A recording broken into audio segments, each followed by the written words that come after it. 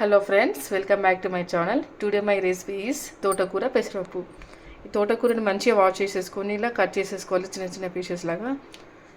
మిర్చీస్, పెసరపప్పు, onions and వెల్లుల్లి. నేను వెల్లుల్లిని 2 టైప్స్గా తీసుకున్నాను. ఇలా కొన్ని ఇలా స్మాష్ చేసి ఇలా తీసుకున్నాను. దీంట్లో దంచి తీసుకున్నాను అనమాట. మీ చాయిస్ అది. నేనైతే ఇదంతా మిక్స్ అవుతాను అలా తీసుకున్నాను. సో ప్రాసెస్లోకి వెళ్ళిపోదాం. ఫస్ట్ కడాయి పెట్టేసి ఆయిల్ వేద్దాం.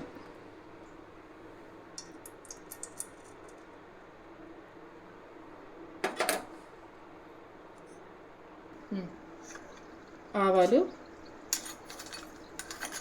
జీలకర్ర, ఆవాలు. నెక్స్ట్ వచ్చేసి చిల్లీస్ అండ్ వెల్లుల్లి.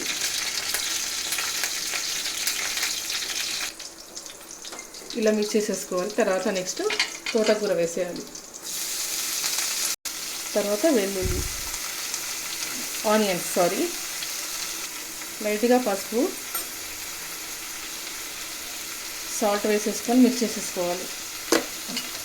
ఈ సాల్ట్ వేసుకుంటే ఏంటంటే ఈ ఆకుకూర అనేది కొంచెం మాడకుండా ఉంటుంది కాబట్టి ఇది సాల్ట్ వేసుకున్నాను అనమాట నేను. ఇలా మంచిగా మిక్స్ అయిన తర్వాత ఒక మూత పెట్టేసుకున్నాం. ఇప్పుడు చూద్దాము. చాలా మంచిగా ఫ్రై అయింది. ఇప్పుడు నేను నానబెట్టుకున్న పెసరపప్పుని దీంట్లో వేద్దాం.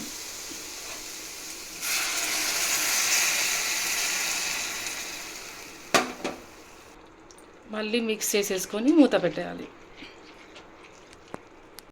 కొన్ని వాటర్ యాడ్ చేద్దాం. ఎక్కువ పోయొద్దండి, లైట్గా పోయాలి. నేను ఎందుకంటే నార్మల్ కుక్లో చేస్తున్నాను. ఇది మెత్తగా ఉడికేయట్లేదు పప్పు కాబట్టి మీరు లైట్గా పోసుకోండి వాటర్.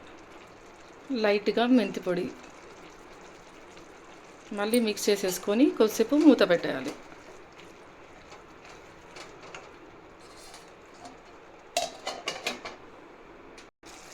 అంతే అండి, రెడీ అయిపోయింది.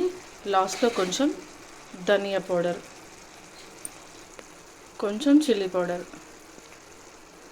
మిక్స్ చేసేసుకొని సర్వింగ్ బౌల్లోకి తీసేసుకుందాం.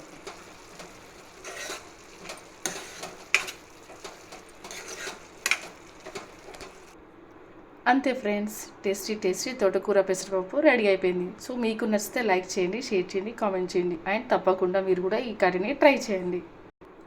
Bye all of you.